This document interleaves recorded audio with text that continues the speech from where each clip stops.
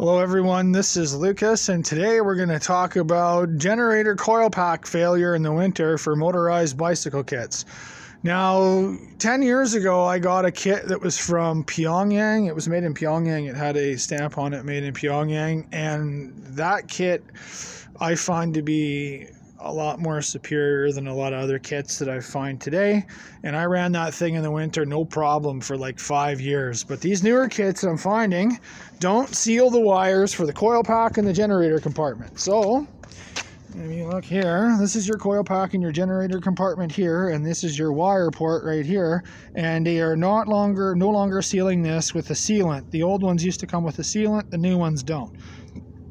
So after you ride these things for a while, you'll start to develop a little bit of snow underneath here because of your hot muffler, and the condensation or the boiled off water that hits the pipe will stick to the bottom of your bike here into a big ice chunk. A lot of people have probably seen this on their bike if you run it in the winter.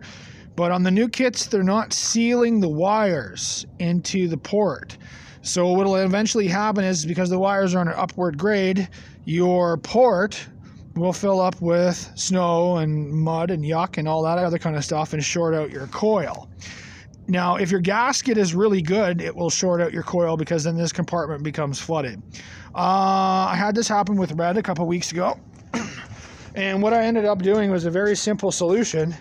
Is that I put a sleeve over top of the cables. Most of them do come with sleeves, but what I did was I put a big gob of silicone inside the port after I had everything put together, and then before I put the sleeve on, I filled the sleeve with silicone and the wires, so that way that I wouldn't get any water coming into the motor that way or anything like that. Now, if the coil dries out and you don't get too much crap in there, it should still work again.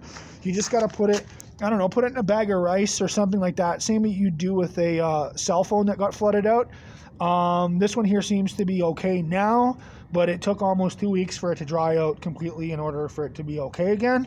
But I ended up swapping the two, so what was originally in here is now in here, and what is in here is now in here, because I know this coil is dry.